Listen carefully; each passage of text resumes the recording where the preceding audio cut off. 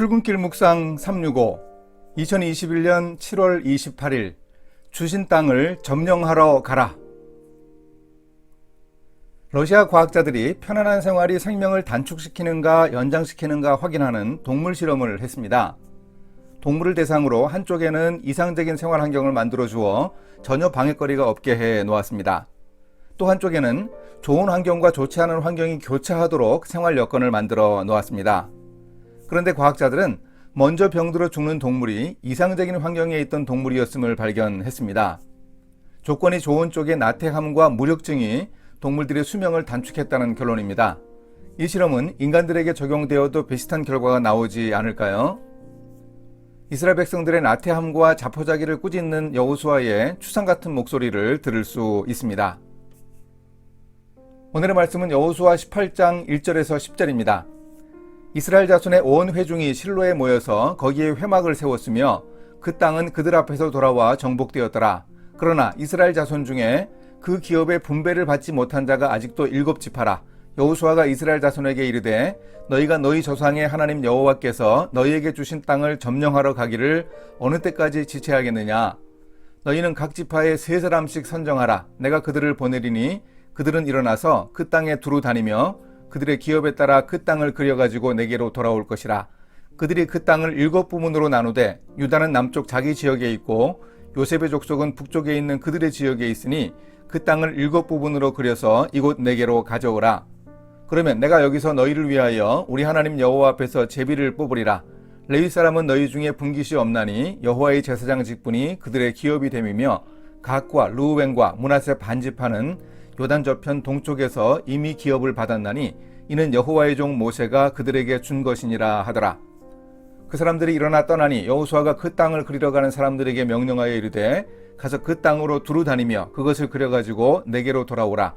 내가 여기 실로의 여호와 앞에서 너희를 위하여 제비를 뽑으리라 하니 그 사람들이 가서 그 땅으로 두루 다니며 성읍들을 따라서 7부분으로 책에 그려서 실로 진영에 돌아와 여호수아에게 나아오니 여호수아가 그들을 위하여 실로의 여호와 앞에서 제비를 뽑고 그가 거기서 이스라엘 자손의 분파대로 그 땅을 분배하였더라. 땅을 분배하고 정복전쟁을 계속하는 과정에서 갑자기 하나님의 회막을 세우는 이야기가 기록되었습니다. 지금까지는 회막이 이스라엘의 진 가운데 계속 있었지만 회막을 실로 성읍으로 옮긴 것입니다. 실로는 가나안 땅의 중심부에 위치했고 이미 이스라엘이 안정적으로 확보한 지역이었습니다.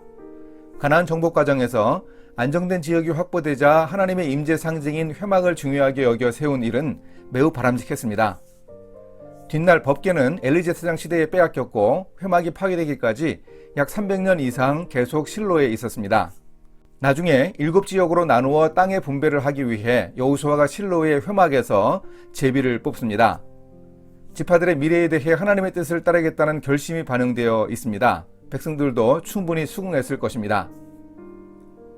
그런데 그때 이스라엘 지파 중에 땅을 분배받지 못한 지파가 7지파나 되었습니다.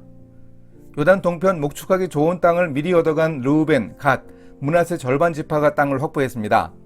그리고 요단 서편에서는 유다, 에브라임 지파와 므낫세 절반 지파를 제외하곤 땅을 얻지 못했습니다. 여호수아는 나머지 7지파가 땅을 확보하기 위해 노력하지 않는다고 나무랐습니다. 그들은 어쩌면 당장 탈취한 전리품들로 인해 먹고 살기에는 어려움이 없었을지 모릅니다. 그러나 장래를 내다보는 안목은 없었습니다. 그런 나태함을 여호수아가 꾸짖었습니다. 여호와께서 너희에게 주신 땅을 점령하러 가기를 어느 때까지 지체하겠느냐. 그래서 여호수아는 제비를 뽑아 땅을 분배하기로 했습니다.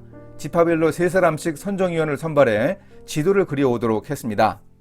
이런 과정을 거쳐 이스라엘 각 지파들은 지지부진했던 정복 전쟁에서 다시금 힘을 얻어 땅을 얻기 위해 노력했습니다. 이렇게 실천하겠습니다. 광야 시대나 전쟁 시대에는 회막이 안정된 곳에 놓이지 못했습니다. 실로에 놓인 하나님의 회막은 오랜 광야 생활과 전쟁으로 지친 사람들에게 유익했습니다.